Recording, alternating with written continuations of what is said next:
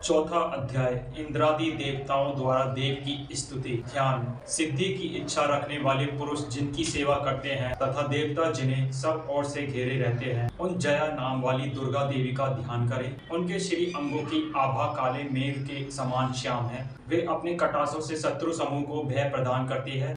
उनके मस्तक पर आबद्ध चंद्रमा की रेखा शोभा पाती है। वे अपने हाथों में शंख चक्र कृपाण और त्रिशूल धारण करती हैं। उनके 3 नेत्र हैं। वे सिंह के कंधे पर चढ़ी हुई है और अपने तेज से तीनों लोकों को परिपूर्ण कर रही है। ऋषि कहते हैं, अत्यंत पराक्रमी दुरात्मा महिषासुर तथा उसकी दैत्य सेना के देवी के हाथ से मारे जाने पर इंद्र आदि देवता प्रणाम के लिए गर्दन तथा कंधे झुकाकर उन भगवती दुर्गा का उत्तम वचनों द्वारा स्तवन करने लगे। उस समय उनके सुंदर अंगों में अत्यंत हर्ष के कारण रोमांच हो आया था। देवता बोले, संपूर्ण देवताओं की शक्ति का समुदाय ही जिनका स्वरूप है तथा जिन देवी ने अपनी शक्ति से संपूर्ण जगत को व्याप्त कर रखा है, समस्त देवताओं तथा महर्षियों की पूजनीय उन जगदम्बा को हम भक्ति पूर्वक नमस्कार करते हैं। वे हम लोगों का कल्याण करें। जिनके अनुपम प्रभाव और बल का वर्णन करने में भगवान शेषनाग, ब्रह्मा जी तथा महादेव जी भी समर्थ नहीं हैं, वे भगवती चंडिका संपूर्ण जगत का पालन एवं अशुभ भय का नाश करने का विचार करें। जो पुण्य आत्माओं के घरों में स्वयं ही लक्ष्मी से, पापियों के यहाँ दरिद्रता रूप से, शुद्ध अंतःकरण वाले पुरुष के हृदय में बुद्धि रूप से, सत्पुरुषों में श्रद्धा रूप से तथा कुलीन मनुष्य में लज्जा रूप से निवास करती हैं, उन आप भगवती दुर्गा को हम नमस्कार करते हैं। देवी, आप संपूर्ण विश्व का पालन कीजिए। देवी, आपके इस अचिंत्य रूप का, असुरों का नाश करने वाले भारी पराक्रम का तथा समस्त देवताओं और दैत्यों के समक्ष युद्ध में प्रकट किए हुए आपके अद्भुत चरित्रों का हम किस प्रकार वर्णन करें। आप संपूर्ण जगत की उत्पत्ति में कारण हैं। आप में सत्वगुण, रजोगुण और तमोगुण, ये तीनों गुण मौजूद हैं, तो भी दोषों के साथ आपका संसर्ग नहीं जान पड़ता। भगवान विष्णु और महादेव जी आदि देवता भी आपका पार नहीं पाते। आप ही सबका आश्रय हैं। यह समस्त जगत आपका अंशभूत है, क्योंकि आप सबकी आदिभूत अव्यकर्ता परा प्रकृति हैं।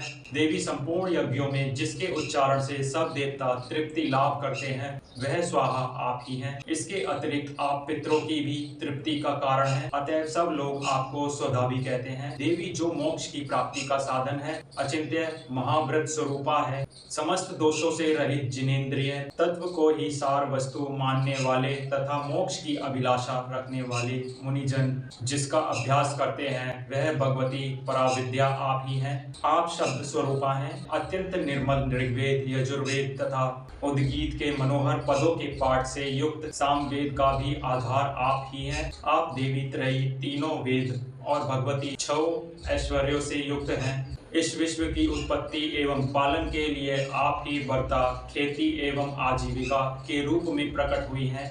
आप संपूर्ण जगत की घोर पीड़ा का नाश करने वाली हैं। देवी, जिससे समस्त शास्त्रों के सार का ज्ञान होता है, वह मेघा शक्ति आप ही हैं। दुर्गम भवसागर से पार उतारने वाली नौका रूप दुर्गा देवी भी आप ही हैं। आपकी कहीं भी आसक्ति नहीं है। कैटभ के शत्रु भगवान विष्णु के वक्षय स्थल में एकमात्र निवास करने वाली भगवती लक्ष्मी तथा भगवान चंद्रशेखर द्वारा सम्मानित गौरी देवी भी आप ही हैं।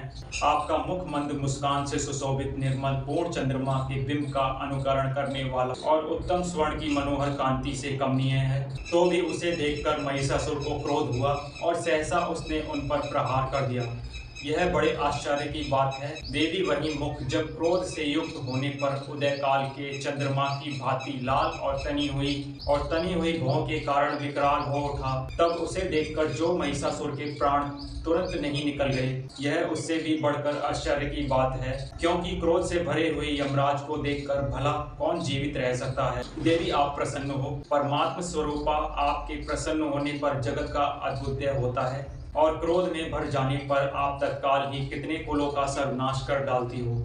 यह बात अभी अनुभव में आई है, क्योंकि महिषासुर की यह विशाल सेना क्षण भर में आपके कोप से नष्ट हो गई है। सदा अभ्युदय प्रदान करने वाली आप जिन पर प्रसन्न रहती हैं, वे ही देश में सम्मानित हैं। उन्हीं को धन और यश की प्राप्ति होती है। उन्हीं का धर्म कभी शिथिल नहीं होता तथा वे ही अपने हष्ट पुष्ट स्त्री, पुत्र और भृत्यों के साथ धन्य माने जाते हैं। देवी, आपकी ही कृपा से पुण्य आत्मा पुरुष प्रतिदिन अत्यंत श्रद्धा पूर्वक सदा सब प्रकार के धर्मानुकूल कर्म करता है। और उसके प्रभाव से स्वर्गलोक में जाता है। इसलिए आप तीनों लोकों में निश्चय ही मनोवांछित फल देने वाली हैं। माँ दुर्गे आप स्मरण करने पर सब प्राणियों का भय हर लेती हैं और स्वास्थ्य पुरुषों द्वारा चिंतन करने पर उन्हें परम कल्याणमयी बुद्धि प्रदान करती हैं। दुख, दरिद्रता और भय हरने वाली देवी आपके सिवा दूसरी कौन है जिसका चित्त सबका उपकार करने के लिए सदा ही दयाद्र रहता हो। देवी, इन राक्षसों के मारने से संसार को सुख मिले तथा ये राक्षस चिरकाल तक नरक में रहने के लिए भले ही पाप करते रहे हों, इस समय संग्राम में मृत्यु को प्राप्त होकर स्वर्गलोक में जाएं।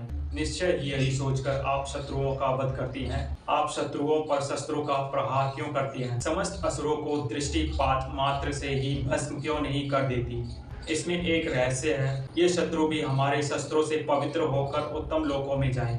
इस प्रकार उनके प्रति भी आपका विचार अत्यंत उत्तम रहता है। खड़ग के तेज पूज्य की भयंकर दीप्ति से तथा आपके त्रिशूल के अग्रभाग की घनीभूत प्रभा से चुंधियाकर जो असुरों की आंखें फूट नहीं गई, उसमें कारण यही था कि वे रश्मियों से युक्त चंद्रमा के समान आनंद प्रदान करने वाले आपके इस सुंदर मुख का दर्शन करते थे। देवी, आपके शील दुराचारियों के बुरे बर्ताव को दूर करने वाला है। साथ ही यह रूप ऐसा है जो कभी चिंतन में भी नहीं आ सकता और जिसकी कभी दूसरों से तुलना भी नहीं हो सकती, तथा आपका बल और पराक्रम तो उन दैत्यों का भी नाश करने वाला है जो कभी देवताओं के पराक्रम को भी नष्ट कर चुके थे। इस प्रकार आपने शत्रुओं पर भी अपनी दया ही प्रकट की है। वरदायिनी देवी, आपके इस पराक्रम की किसके साथ तुलना हो सकती है? तथा शत्रुओं को भय देने वाला एवं अत्यंत मनोहर ऐसा रूप भी आपके सिवा और कहाँ है? हृदय में कृपा और युद्ध में निष्ठुरता, ये दोनों बातें तीनों लोगों के भीतर केवल आप में ही देखी गई है। मातः आपके शत्रुओं का नाश करके इस समस्त त्रिलोकी की रक्षा की है।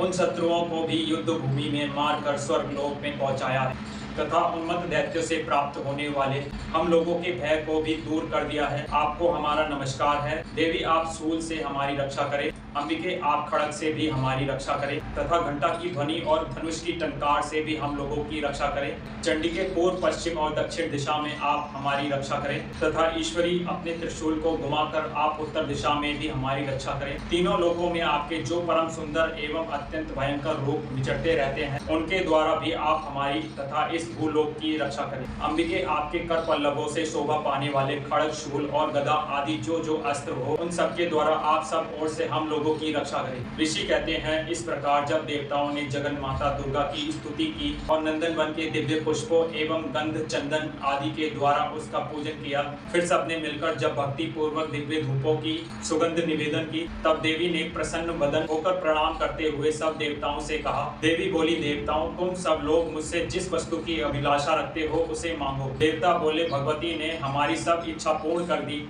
अब कुछ भी बाकी नहीं है, क्योंकि हमारा यह शत्रु महिषासुर मारा गया। महेश्वरी, इतने पर भी यदि आप हमें और वर देना चाहते हैं तो हम जब जब आपका स्मरण करें तब तब आप दर्शन देकर हम लोगों के महान संकट दूर कर दिया करो।